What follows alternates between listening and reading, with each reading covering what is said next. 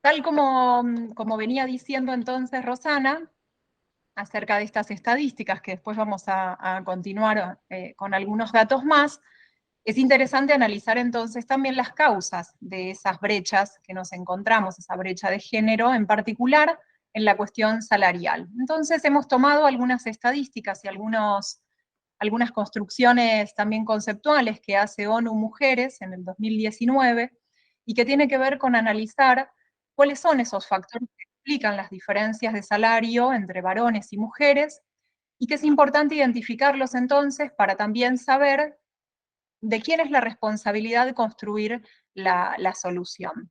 Hay diversos elementos entonces que nos permiten comprender esta cuestión. Uno de ellos que tiene que ver con el empleo a tiempo parcial. En muchas ocasiones las mujeres reducen su jornada para hacer frente, su jornada de trabajo, para hacer frente al trabajo no remunerado de cuidado, como ya lo hemos visto, de sus familias, especialmente de la maternidad.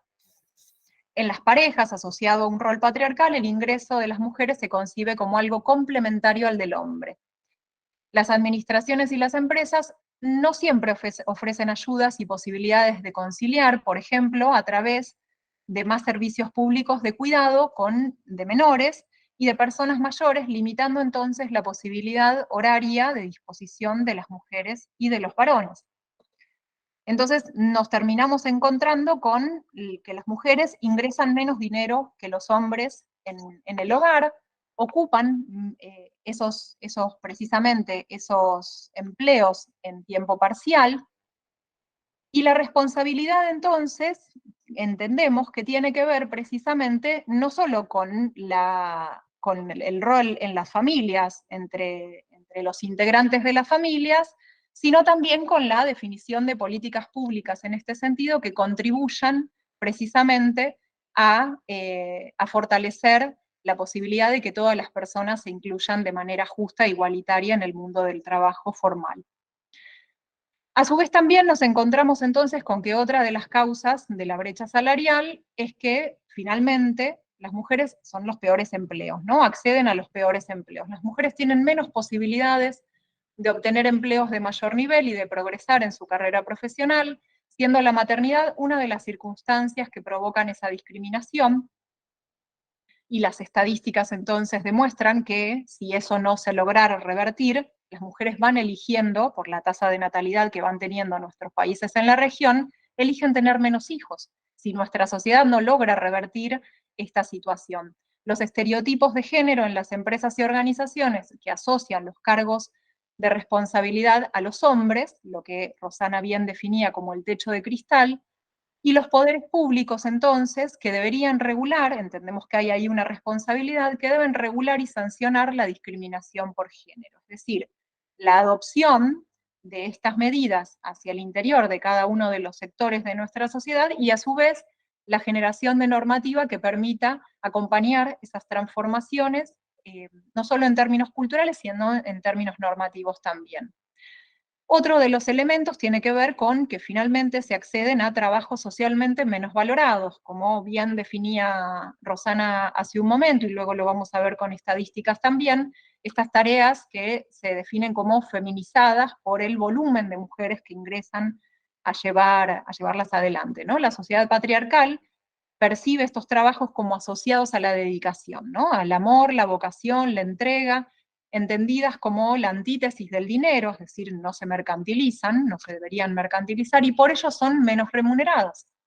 De hecho, la progresiva masculinización de empleos como el de cocinero, peluquero, contribuyen a aumentar su valor social y en consecuencia sus salarios. Y ahí voy a permitirme una cuestión. Habrán notado que cuando un varón se dedica a la cocina, se lo denomina chef. Y cuando un varón se dedica al corte de cabello, se lo denomina coiffeur o se lo denomina barbero. Entonces, bueno, nos encontramos con que al momento en que los varones adoptan determinadas tareas que culturalmente eran asociadas a tareas femeninas, se les cambia el nombre y se sube el estatus social de esa tarea, ¿no? En una clara un claro gesto discriminador hacia las mujeres que desarrollan esas tareas.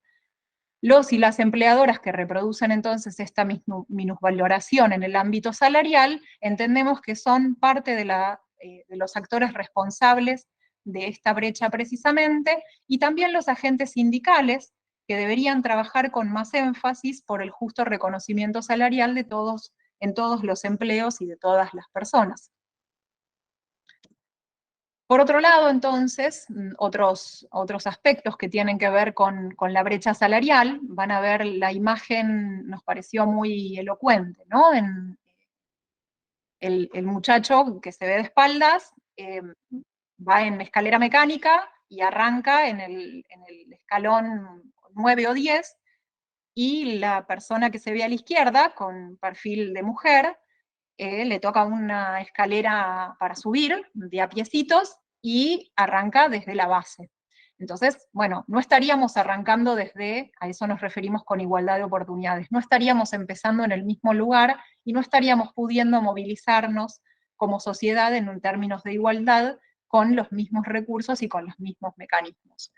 Otro de las causas entonces de la brecha salarial es precisamente esa imagen interiorizada de los valores de una sociedad que prioriza al rol del varón proveedor, es la autominusvaloración, que es que las mujeres negocian menos su salario y aceptan con más facilidad lo que se les ofrece. Esa imagen interiorizada de no merecer, ¿no? Las mujeres tienen menos propensión a cambiar de trabajo por razones salariales, las mujeres por la propia asunción del rol interiorizan que su trabajo tiene menos valor que el de sus compañeros varones y no desean ser tachadas de exceso en ambiciosas, ¿no? Digo, hay una autocensura en ese sentido que condiciona la posibilidad de propiciar mejores oportunidades también. Es decir, esa imagen interiorizada de no merecer. La menor propensión al riesgo de las mujeres, especialmente cuando asumen en solitario el mantenimiento económico de sus familias, esto es una clara realidad, y a quienes entonces encontramos con responsabilidades en este sentido. Por supuesto, a la administración pública, con la necesidad de generar políticas y programas y normativas en este sentido, que deben promover la autonomía o el empoderamiento, que es un término que se utiliza también, o le llamaremos autonomía, de las mujeres y asegurar la correcta valoración económica de los empleos independientemente del género. Y otra de las causas que también encontramos tiene que ver con la ignorancia, es decir, el no saber, el no conocer, el no disponer de esa información. Y por eso la importancia de capacitaciones como estas, en las cuales se pone de manifiesto que no es una cuestión solamente de opinión, sino que las cifras hablan y las realidades ameritan determinadas intervenciones para ser transformadas en clave de una sociedad más justa y armoniosa. Los empleadores, los públicos o privados, no analizan en detalle las remuneraciones que dan a sus trabajadores y trabajadoras. Las estadísticas globales, es decir, la construcción de datos desagregados, las estadísticas globales de diferencias salariales son confusas y no se dispone de análisis que permitan identificar su origen preciso. Entonces, hay un problema también vinculado al no saber, que es necesario desandar. El desconocimiento hace que se adopten medidas por lo que las diferencias se perpetúan. Cuanto mayor es la edad y el nivel de responsabilidad, mayores son las diferencias salariales entre varones y mujeres. ¿A quienes encontramos entonces con responsabilidad en este sentido? A los empleadores y empleadoras, por supuesto, en los que les compete en cuanto a su plantilla de trabajadores y trabajadoras, y también, por supuesto, a la administración pública, que debe promover que los empleadores y empleadoras realicen las correspondientes mediciones y también colaborar en la elaboración de estadísticas armonizadas con análisis precisos para tomar decisiones precisamente que contribuyan, como plantea entonces la pregunta que nos vamos a hacer: ¿por qué hay que combatir la brecha salarial? Y al menos por 4 razones: por respeto a los derechos humanos de todas las personas, para combatir la pobreza y la desigualdad, por armonía social y también por productividad. Las personas con mejor entusiasmo para llevar adelante las tareas, con más reconocimiento, con más capacidad de capacitarse y de llevar adelante trabajos en los que se sientan a gusto, evidentemente amplían y hacen crecer la productividad de los espacios en los cuales se desempeñan. Algunos datos y descripciones sobre la desigualdad de género en este sentido. ¿Acá se llega a ver bien? Sí, bien. No sé si se logra apreciar el detalle de algunos del texto, pero bueno, se los comento. Algunas de estas cuestiones las planteó Roxana más temprano, tiene que ver con encontrarnos entonces con una descripción de las tasas de feminización y de masculinización en determinadas tareas. En el eje horizontal nos encontramos con la tasa de feminización de un sector, y en el eje vertical con la brecha de género del salario del sector. El tamaño de las burbujas muestra la contribución al empleo total. Vemos sectores entonces altamente feminizados y viceversa. Mientras más arriba están las burbujas, mayor es la penalización que sufren las mujeres en su remuneración. La industria y el comercio son las más desiguales, los sectores más desiguales. La administración pública y de defensa, con sectores de feminización relativamente equitativa y brechas salariales reducidas, es decir, poca diferencia, precisamente porque se trata de una rama del Estado donde también tienen un rol, digamos, donde el Estado se encarga de definir la remuneración, pero también tienen participación fuertemente los sindicatos. Entonces hay una sindicalización relativa que contribuye a generar regulaciones igualadoras. Hacia la derecha, abajo, casi el 100% del servicio doméstico es llevado adelante por mujeres. Son actividades feminizadas, las vamos a ir recorriendo de a poquito. El servicio doméstico, entonces, nos encontramos con el sector más feminizado. A continuación nos encontramos con las actividades de enseñanza, donde ya nos encontramos mayor distribución, pero que en más del 70% llevan adelante mujeres. En el sector de salud y servicios sociales, entre el 50 y el 60%, y hasta ahí estamos con brechas salariales bajas, es decir, cobran lo mismo o casi lo mismo los varones y las mujeres.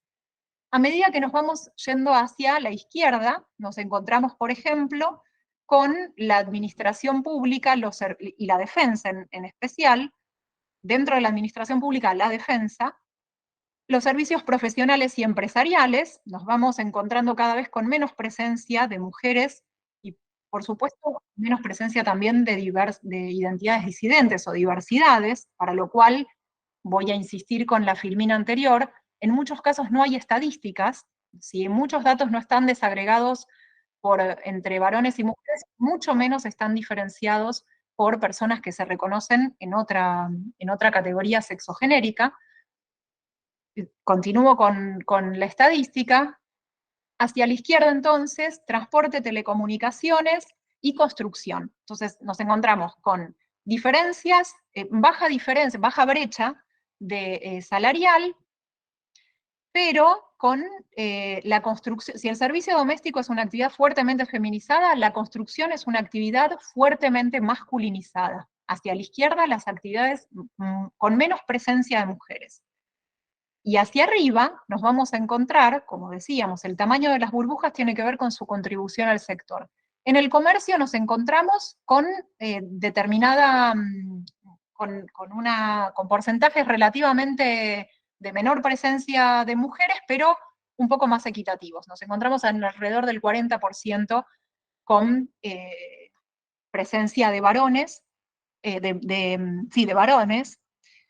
Y nos encontramos entonces con la industria, de mujeres, y nos encontramos en la industria precisamente con una actividad en la que la brecha salarial aumenta en industria y en comercio, y nos encontramos entonces que hay menos presencia de mujeres y más presencia de varones. En este sentido, entonces, este tipo de imágenes, de gráficos, de estadísticas, como las que contaba Rosana más temprano, como las que se presentan ahora, nos permiten visualizar que estas situaciones, que estas cuestiones que estamos planteando son realidades con las que convivimos cotidianamente, Y no tienen que ver solamente con opiniones, sino con lecturas de la realidad tal como transcurre. Rosana, ¿continúas vos? Sí, sí, sí, ahí está, ahí está. Bueno, en primer lugar, lo que voy a decir es un anuncio parroquial, es que vamos a ver esta filmina y después vamos a proponer, sí, un cortecito, ¿sí? Para renovar mates y demás, ¿sí? Y bueno, la siguiente pregunta que surge es justamente por qué es necesario que las mujeres y las diversidades se incorporen, ¿no? De manera igualitaria al mundo pyme, ¿no? A las empresas, a las pequeñas y medianas empresas. Y en particular, como ya lo decía Marina, uno para garantizar los derechos, ¿no? De todas las personas y su autonomía. Otra es que la participación de las mujeres y las diversidades en el mercado de trabajo aumenta los ingresos en los hogares y disminuye la pobreza, ¿no? Además, si hay una reducción de las brechas de género, esto se traduce en impactos positivos a nivel macroeconómico, por ejemplo, en el aumento del PBI, y en lo microeconómico, en las mejoras en los rendimientos de cada empresa, básicamente, ¿sí? Por la cuestión armónica que se puede dar, ¿no? Un dato acá interesante también que plantean las estadísticas es que se estima que hacia el año 2040 eh, eh, puede haber una progresión en el envejecimiento poblacional.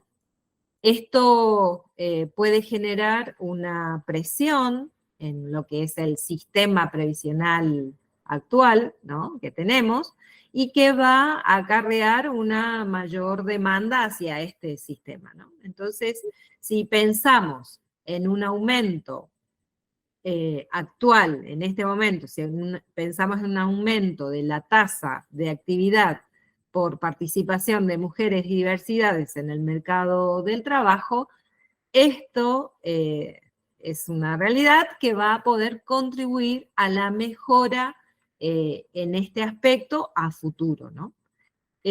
Para generar un crecimiento y un desarrollo sustentable de la economía y una sociedad más inclusiva y equitativa, es que se hace necesario que las mujeres y diversidades se incorporen, ¿no? Entonces, una frase que nos llamó mucho la atención es que no es suficiente, ¿no? Que haya mujeres y diversidades en las pymes, ¿no? Sino que es necesario que tengan las mismas oportunidades de crecimiento profesional que los varones, ¿no? Así que eh, la siguiente parte la vamos a ver después del corte, pero como nos queda unos minutitos, le quería comentar a Marina que tenemos ahí en el chat algunos comentarios, ¿no? Respecto, por ejemplo, decía Lucía González, que dice, hay países donde la licencia dura 2 años y el Estado lo recupera con niños más saludables, porque hay menos ingresos a las guardias y un mejor desempeño en el futuro. Entonces, ella, Lucía, hace este comentario y Priscila hace una pregunta, si algo de esta desigualdad tendrá que ver en que hay más mujeres que hombres en nuestro país y en el mundo, y lo plantea como una inquietud, ¿no?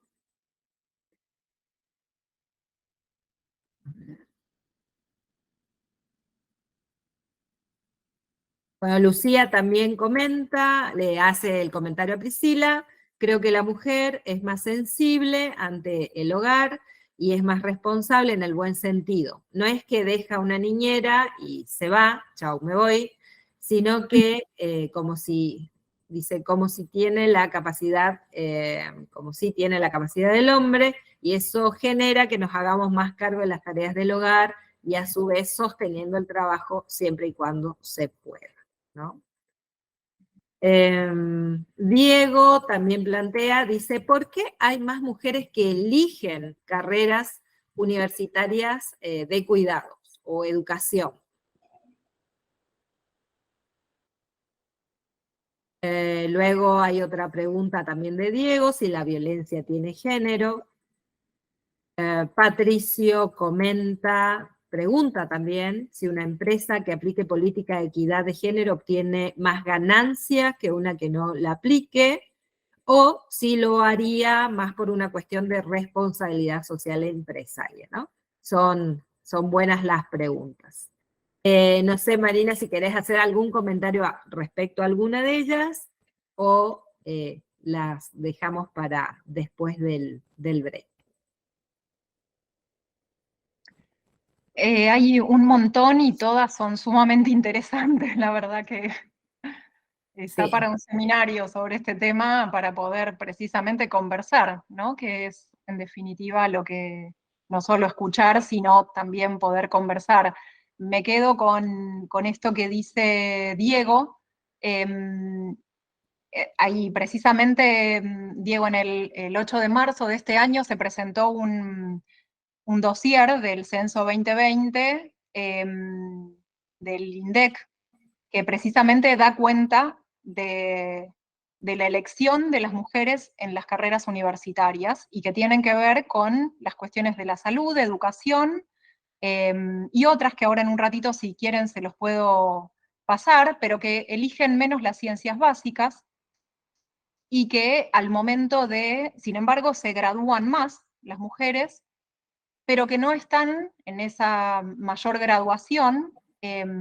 Hay otra cifra que es interesante, que a igual credenciales, las mujeres en general cobran menos en el mismo puesto, a igualdad de formación, quiero decir, y que a su vez son muy escasas las mujeres que llegan a algo que no dijimos, pero en la medida en que ascendemos en el escalafón, en cada una de las actividades que hace un ratito conversábamos, por ejemplo en educación, por ejemplo en salud, nos vamos a encontrar, en la base de esas actividades nos encontramos mayoría mujeres.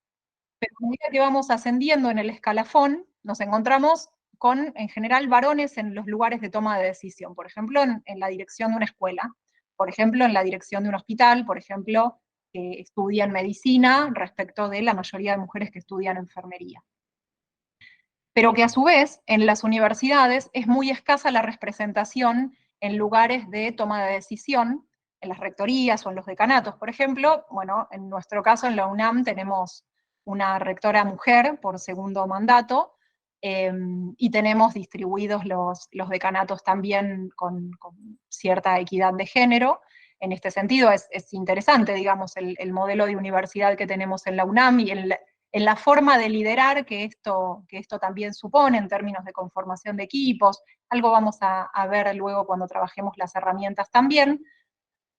Pero la pregunta de por qué, entonces, que decía Diego, y es precisamente por esa imagen internalizada que se reproduce a nivel cultural. Cuando nos referimos a las cuestiones de género, nos estamos refiriendo no a una cuestión biológica, sino a una cuestión cultural. Esta división sexual del trabajo que definía más temprano Rosana, no quiero otra vez ir con la definición, digamos, pero que precisamente tiene que ver con eso, con cómo hemos sido criados, con cómo hemos sido incluidos en una cultura con determinadas formas, con determinados valores y con determinadas pautas. Y eso es así de manera generalizada. Por eso, de la misma manera que cuando hablamos de violencia por motivos de género, por supuesto que la violencia, y esto también, digamos, como educadores, por supuesto que de ningún modo aceptamos vivir en una sociedad que que lleve adelante acciones de violencia en ningún sentido, hacia nadie, ni hacia mujeres, ni hacia personas con discapacidad, ni hacia personas que eligen otra identidad sexual, ni hacia niños y niñas, ni hacia personas adultas mayores, ni hacia los varones en edad económicamente activa. Digo, en ningún caso puede tolerarse una sociedad que lleve adelante acciones de violencia. El tema es que la estadística demuestra que son mayoritariamente los casos de violencia, no solo, como decíamos en algún momento, del piropo, que supone la cosificación del cuerpo del otro, sino también de los femicidios, ¿no? En nuestro país, cada 29 horas, una mujer es asesinada a manos de quien se suponía debía cuidarla o quererla. Entonces, estamos hablando de estadísticas, y sobre esas estadísticas, entonces hacemos lecturas sociales, culturales y de política pública para generar transformaciones en este sentido.